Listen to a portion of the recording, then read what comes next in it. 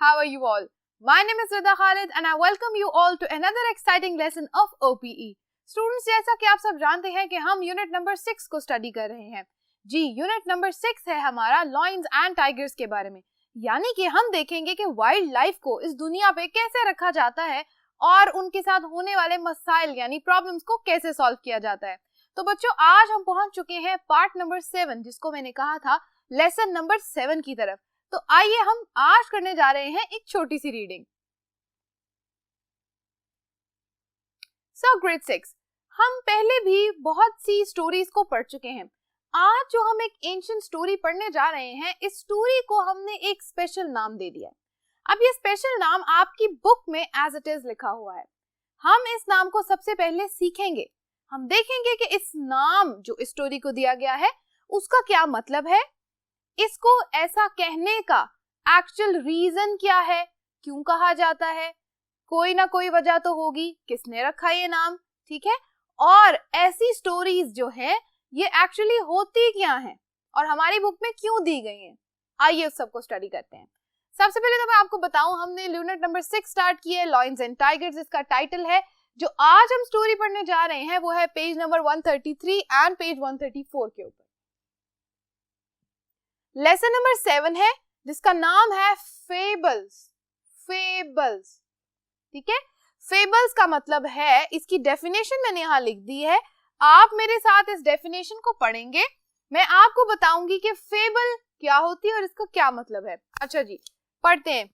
A fable is a simple story, ये एक simple story होती है which can be understood on a metaphorical level। अब ये जो लफ्ज है यहाँ पे मेटाफोरिकल लेवल, इसका क्या मतलब है? मेटाफोरिकल 4 सिलेबल वर्ड है, इसको हमने कैसे पढ़ा? मेटाफोरिकल। पीएच जो है वो एफ की साउंड दे रहा है, तो हम इसको पढ़ेंगे मेटाफोरिकल। मेटाफोरिकल का मीनिंग मैंने यहाँ लिखा है, ठीक है। मेटाफोरिकल मीन्स कैरेक्टरिस्टिक्स ऑफ और रिलेटिंग टू फिगरेटिव, अनरियल। ऐसे कैरेक्टरिस्टिक्स उस स्टोरी में, इस सिंपल स्टोरी में होंगे जो क्या होंगे? Figurative, unreal. वैसे ऐसे ही बना दिए, फिक्शन बना दिया सोच के। अगर मैं यहाँ ब्रैकेट में लिख दूं फिक्शन, तो शायद मेरे स्टूडेंट्स को याद आ जाए कि हमने फिक्शन से रिलेटेड स्टोरीज और पोम्स वगैरह स्टडी की हुई हैं। तो हमें यहाँ पर याद आ जाएगा कि जो फिक्शन का वर्ड है, ये हमें समझ में आ रहा है कि जो फेबल्स हैं वो क्या होती हैं। दरअसल दे हैव द कैरेक्टरिस्टिक्स, वो ऐसे कैरेक्टरिस्टिक्स रखती हैं जो क्या है? That is relating to figurative, unreal और फिक्शन स्टोरीज, ठीक है। समझ आ गई? यानी उनको किस तरह अंडरस्टैंड किया जा सकता है? They can be understood on a metaphorical level, यानी कि उनको हमने इस लेवल पे रख के समझना है कि ये फिक्शन स्टोरीज है, ये रियल नहीं है, ठीक है। अगली बात, so that it teaches us a lesson, ताकि ये हमें एक लेसन सिखाए। अब इस बात को गौर से समझे। एक छोटी सी स्टोरी है, शॉर्ट स्टोरी, जिसको हमने कैसे पढ़ना है कि वो फिक्शन है, और फिर बाद में क्या होगा, स्टोरी के एंड पे हमें एक छोटा सा लेसन मिलेगा। अब वो जो लेसन होगा वो हमें क्या सिखाएगा? That will be the lesson of our life. हमें जिंदगी के अंदर बहुत सारे मसले बाज दफा पेश आ जाते हैं, हमें समझ नहीं आती कि हमें कैसा इस टाइम बिहेव करना है या हमें इस चीज को कैसे समझना है। तो ये जो शॉर्ट स्टोरीज होती है ना, ऐसी वाली, जिनको हम फेबल्स कहते हैं, ये फेबल्स हमें बताती हैं कि इंसान को कभी भी ये काम जो भी यहाँ पर मेंशन है वो करने चाहिए या ये नहीं करना चाहिए। अब एक बात मैं आपको बताती चलूं, हमने फोक टेल्स को स्टडी किया था यूनिट नंबर 5 में, remember? Very nice, folk tales from Greece. Remember, ancient Greece की फोक टेल्स पढ़ी थी।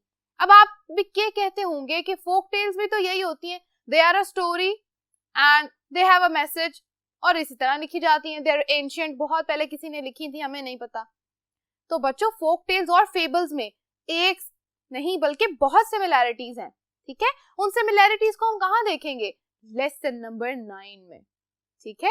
याद रखिएगा, आज लेसन नंबर 7 है, इसके बाद लेसन 8 की वीडियो में आप देखेंगे हम एक फोक टेल को स्टडी करेंगे, और लेसन नंबर 8 के एंड पे मैं आपको बताऊंगी कि इन दोनों में क्या डिफरेंस है, ठीक है। अच्छा, अब यहाँ तक की बात तो हमें समझ आ गई कि फेबल क्या है, शॉर्ट स्टोरी है, उसके अलावा मेटाफोरिकल लेवल पे समझनी है, और उसके अलावा एक हमें लेसन मिलेगा। अच्छा, it has a clear message for the reader, reader यानी पढ़ने वाले के लिए इसमें क्लियर मैसेज होता है बिल्कुल सामने। समटाइम्स जो मैसेज होता है ना वो अंदर लिखा हुआ होता है, हमने पढ़ा था ना फोक टेल्स के अंदर जो मैसेज या मॉरल होता है वो एंड पे लिखा हुआ होता है, लेकिन यहाँ पे फेबल्स के अंदर क्या होता है, हमें जो मोरल है वो अंदर ही स्टोरी के लिखा हुआ होता है, हमें वहां से देखना होता है, उसको स्टोरी के साथ मिल के पढ़ना होता है, ठीक है। अच्छा, some famous fables are the tortoise and the hare, यहाँ आप इसको the hare and the tortoise के नाम से भी जानते हैं, the ant and the grasshopper, the fox and the crow। याद आ गई ना, ये आपने छोटी क्लासेस में स्टोरी राइटिंग के अंदर लिखी हुई होंगी। तो ये जो स्टोरीज हैं ये बेसिकली होती हैं फेबल्स। फेबल्स यानी ऐसी स्टोरीज, अगेन इनके अंदर हम कोई चीज चेंज नहीं कर सकते, क्योंकि अगर हमने कुछ चेंज किया तो स्टोरी का मैसेज सारा गड़बड़ हो जाएगा, ठीक हो गया। तो ये कुछ ऐसी फेमस फेबल्स हैं जो हम छोटी क्लासेस में पढ़ते हुए आए हैं, तो इसलिए मैंने इनको यहाँ लिखा है ताकि मेरे बच्चों को एक आइडिया हो जाए।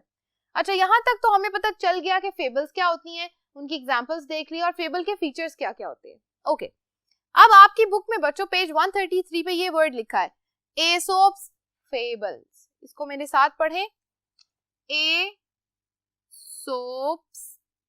Fables, एसोप्स fable.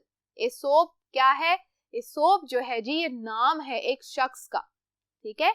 इन्होंने क्या किया था, he was a ancient writer, जिन्होंने ऐसे ऑथर थे जिन्होंने लिखा है क्या, बहुत सारी फेबल्स। कहाँ लिखी हैं उन्होंने, डिफरेंट जगहों पे लिखी या लोगों को बताई, और उनके नाम से, एसोप्स फेबल के नाम से अब आज 2020 में बुक्स भी अवेलेबल हैं जिनका टाइटल होता है एसोप्स फेबल। उसके अंदर क्या लिखी जाती हैं, वही फेमस फेबल्स। इनको बताने वाला शख्स कौन था, एसोप्स, ठीक है। अच्छा जी, ये कौन थे, he was a slave and a story teller. क्या थे, एक गुलाम थे, किसी के गुलाम थे हमें नहीं पता, नहीं बताया हुआ, and a story teller, stories बताया करते थे, कहानियां सुनाते थे, जैसे हमारी ग्रैंड पेरेंट्स होते हैं ना, हमें स्टोरी सुनाते हैं, बेड टाइम स्टोरीज होती हैं, तो they are also story teller, right. तो ये जो जनाब थे एसोप, ये भी एक स्टोरी टेलर थे, ठीक है, स्टोरी सुनाया करते थे।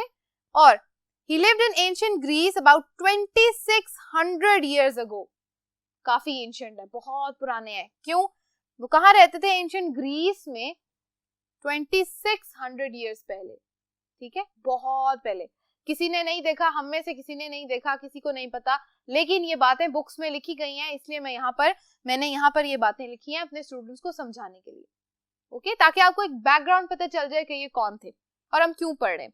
अच्छा, एसोप्स फेबल होती क्या है, they are a collection of stories told by Aesop in the ancient history are known as Aesop's fable।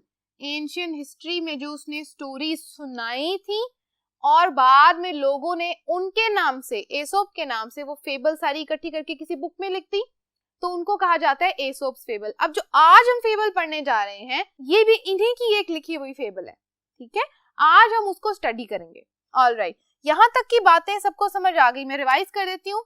ये एक स्लेव थे और एक स्टोरी टेलर थे, ये एंशियंट ग्रीस में रहते थे अबाउट 2600 years ago। कब इनका बर्थ ईयर क्या है जी, 572 BC, बिफोर क्राइस्ट, हमने बताया था ना, कबले मसीह, रिमेंबर, ओके। ये हमने बता दिया कि वो कहाँ से आए थे, और एसोप्स फेबल जो होती हैं वो कहाँ से हैं जी, collection of stories told by Aesop's in the ancient history are known as Aesop's fable. यहाँ तक की बात सबको समझ आ गई? Are you ready for the story now? Well done. Let's start reading. All right, grade 6. Before I tell you to read, मैं चाहती हूँ कि हम मिलके vocabulary को डिस्कस कर लें।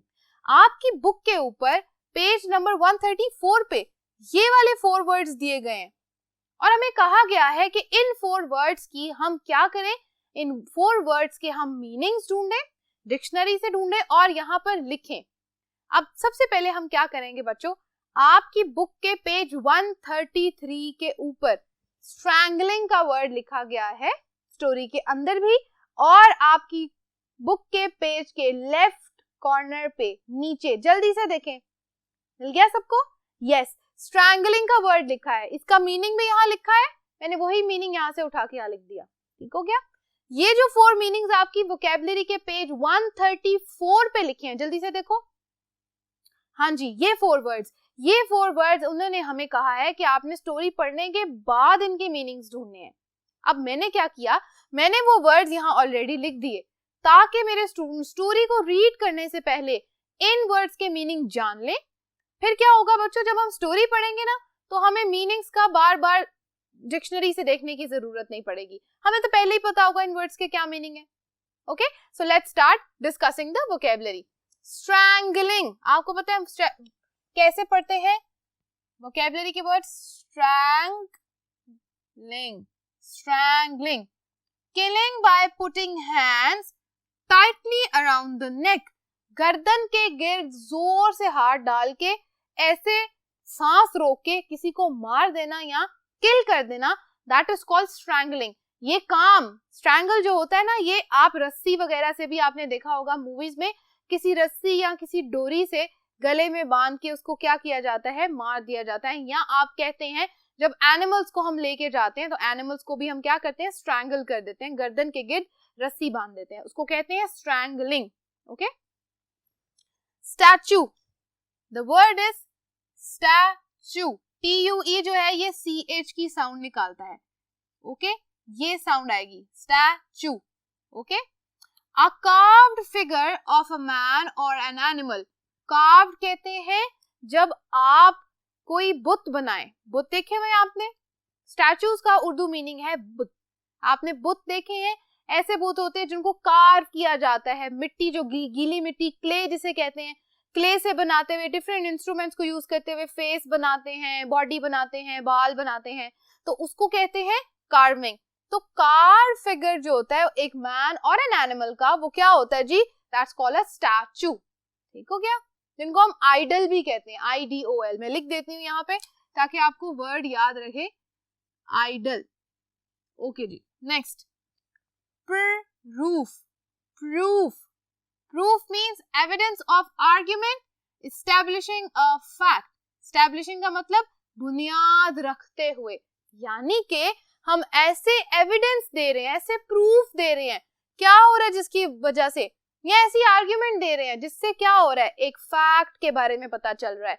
तो प्रूफ कहते हैं जब आप बहस के दौरान किसी चीज की, अपनी आर्ग्यूमेंट जो आप दे रहे हैं ना, उसका आप एविडेंस दे दें कि ये लो जी, मैं जो बात कर रहा हूँ उसका तो ये मतलब है और ये मेरे पास प्रूफ भी है, तो उस प्रूफ को कहते हैं ऐसी बात जो आपकी आर्ग्यूमेंट की बुनियाद रख रहा है, आपकी आर्ग्यूमेंट को क्या कर रहा है, फेवर कर रहा है, तो वो होता है जी प्रूफ। ठीक हो गया? Okay, next verb, to argue, to give reasons to support your idea. Again वही बात, जब आप अपना आइडिया दे रहे हैं, अपनी बात बता रहे हैं, तो आप उसको कहते हैं आर्ग्यू करना। कोई आप और आपका दोस्त किसी एक टॉपिक के बारे में बात कर रहे हैं, लेकिन उसी टॉपिक के बारे में आपका दोस्त कुछ और सोच रहा है और आप कुछ और सोच रहे हैं, तो जब आप अपना रीजन बताते जाते हैं ना, अपना आइडिया बार बार बताते हैं, सपोर्ट योर आइडिया, अपने आइडिया को सपोर्ट करने के लिए बताते हैं कि नहीं जी, ये जो साइकिल, हम जिस साइकिल की हम बात कर रहे हैं, ये साइकिल तो मुझे इसलिए पसंद है, लेकिन आपका दोस्त कहेगा नहीं, ये साइकिल मुझे इसलिए पसंद है क्योंकि ये पिंक कलर की है, पर कहेंगे, आप कहेंगे नहीं नहीं नहीं, ये साइकिल मुझे इसलिए पसंद है क्योंकि ये बहुत फास्ट चलती है। डिफरेंट आइडियाज हो गए दोनों के, फिर आप अपने आइडिया को सपोर्ट करे जाए, नहीं ये तेज चलती है, लेट मी टेल यू, फिर आप उस पे बैठेंगे, उस पे राइट करेंगे, दिखाएंगे, तो ये होती है आर्ग्यूमेंट, जब आप अपने आइडिया को सपोर्ट करने के लिए एक के बाद दूसरी बात करते जाते हो। ठीक है? Okay, next, to boost, okay, talk with excessive pride and self-satisfaction about one's achievement, possession और abilities। देखें, जब आप अपनी किसी ability यानी अपनी किसी हुनर को, possession अपनी किसी चीज को जो आपके पास है, किसी अचीवमेंट को, जब आपने कोई अचीवमेंट दी, फर्स्ट आ गए, बहुत सारी बातें करनी है उसके बारे में, हम जी बहुत अच्छे हैं, ठीक है, तो उसके बारे में आप जब एक्सेसिव प्राइड के साथ बात करें, बहुत प्राउड होके, ठीक है, किस लिए, सेल्फ सेटिस्फैक्शन के लिए, कि सिर्फ आपके दिल को तसल्ली हो जाए, लेकिन आप उस बात के बारे में बार बार बात किए जा रहे हैं, तो उन बातों को क्या कहा जाता है, बूस्ट करना, to boost about. For example, अगर आप बताएं कि I have a bigger car, और आपका जो दोस्त है, your friend has a smaller car, आपके दोस्त के पास छोटी गाड़ी है, तो आप कहेंगे कि मेरी गाड़ी तो बहुत अच्छी है, पोजेशन है ना, my car is bigger, my car is black, it's shiny, और आपका दोस्त के no my car is white and it's also big but then you know it is small, तो आप अगर कहें no my car is very big, तो that is boosting, boost करना। ठीक हो गया? तो हमें यहाँ तक समझ आ गए कि वर्ड्स के मीनिंग्स क्या थे। अब आपको स्टोरी पढ़ने में कोई प्रॉब्लम तो नहीं होगी? ओके, सो अब आपने क्या करना है, इस वीडियो को करना है पॉज, जल्दी से जाके रीड करें इस फेबल को और वापस मिस श्रद्धा के पास आए। वेल डन स्टूडेंट्स, आप स्टोरी को रीड कर चुके हैं। अब हमें पता चल गया कि स्टोरी थी एक लॉयन और एक मैन के बारे में, यानी एक शेर और एक आदमी के बारे में। स्टोरी आप पढ़ चुके हैं, वोकैबुलरी के वर्ड्स में आपसे डिस्कस कर चुकी हूँ। अब हम क्या करने जा रहे हैं, अब हम करेंगे reading for understanding, post reading activity. Reading के बाद जो करने वाला काम है वो क्या है, क्वेश्चन आंसर्स। ओके, कॉम्प्रिहेंशन के क्वेश्चन आंसर्स देख लेते हैं। Question 1, explain the different point of views of the man and the lion. Point of view, हमेशा मैंने आपको पहले ही बात की थी, जब आप अपना पॉइंट ऑफ व्यू या अपना आइडिया बता रहे हैं ना, आर्ग्यूमेंट देनी है उसके बारे में, आर्ग्यू करना है। तो अब हमने क्या करना है, 2 लाइंस में लिखना है। किसके पॉइंट ऑफ व्यूज लिखने हैं, the man and the lion. अब बारी बारी लिखते हैं। हम लिखते हैं यहाँ पे, the man thought that humans are more powerful than lions। अब ये तो हो गया मैन का पॉइंट ऑफ व्यू। अब लिखते हैं लॉयन का point of view. But the lion argued, हम आर्ग्यूड का वर्ब यूज कर लेते हैं, argued that lions are more powerful। ठीक है, ये उनकी क्या थी, यहां से उनकी आर्ग्यूमेंट स्टार्ट हुई थी कि human said that the lions are not very powerful। lions जो शेर होते हैं वो पावरफुल नहीं होते, human beings are more powerful. लेकिन lion कहता था कि lions are more powerful, human beings are not powerful। ये उन दोनों का पॉइंट ऑफ व्यू था, दोनों की थिंकिंग थी। पॉइंट ऑफ व्यू कहते हैं थिंकिंग को, मैं यहाँ लिख दूं आपके लिए। पॉइंट ऑफ व्यू का मतलब होता है थिंकिंग या आइडिया, दोनों का आइडिया क्या। Alright, let's solve question number 2। Okay, question number 2 is what did the man think that the statue proved. आपको याद है स्टोरी पढ़ते हुए जब आपने स्टैच्यू देखा था, तो उस स्टैच्यू को देखते हुए मैन जो आदमी था उसने क्या कहा था, व्हाट डिड ही थिंक। उसने सोचा, the man thought, the man thought that he was right about boosting, यानी जब वो बहुत ज्यादा आर्ग्यू कर रहा था, बूस्ट कर रहा था, boosting about men being more powerful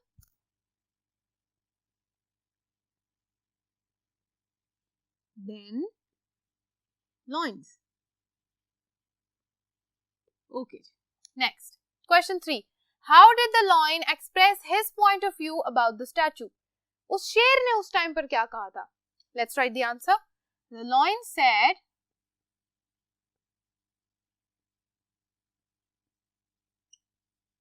अब इन्वर्टेड कोमास में लिख लेते हैं, it's just your point of view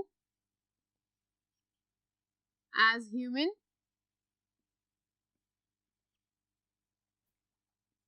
if a lion would have made the statue, comma, you human would be underneath, underneath मतलब नीचे। इस बात का मतलब है शेर ने बोला कि ये सिर्फ तुम्हारा पॉइंट ऑफ व्यू है क्योंकि तुम इंसान हो, because you're a human. If a lion would have made the statue, अगर एक शेर ने स्टैचू बनाया होता तो you human would be underneath. इस बात का क्या मतलब है कि हम ये समझते हैं कि अगर पावर हमारे हाथ में है तो हम पावरफुल हैं, हम दूसरे के पॉइंट ऑफ व्यू से नहीं सोचते। तो लॉयन भी यही बात कर रहा था और that's the whole thing that I have written here. Alright, what do you think is the message for the reader of this fable? इस फेबल का क्या मैसेज है, कौन बताएगा? Yes, the message is it is just the point of view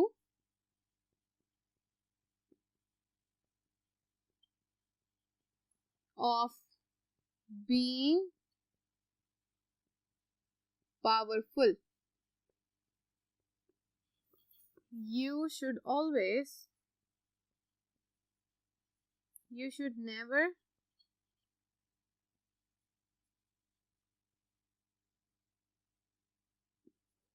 boast about being powerful.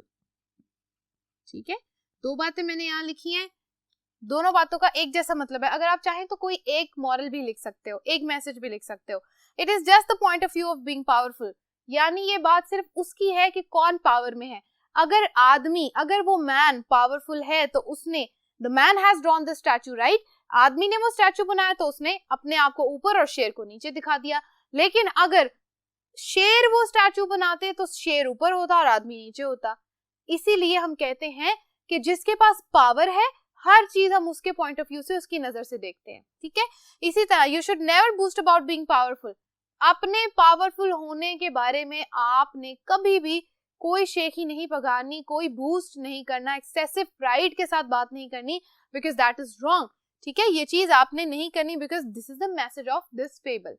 I hope आपको आज की fable को पढ़ने में मजा आया होगा और जो कंप्रीहेंशन के क्वेश्चन आंसर्स हैं इनको भी आपने अंडरस्टैंड कर लिया होगा। Students, that's it for today. अगले लेसन में हम मिलेंगे एक फोक टेल के साथ। हम पढ़ने वाले हैं एक फोक टेल और उसके साथ करेंगे कुछ एक्सरसाइज जो कि पोस्ट रीडिंग एक्टिविटीज होंगी, उनको करेंगे solve. Thank you so much for watching today's lesson. Do complete all the task. Allah Hafiz.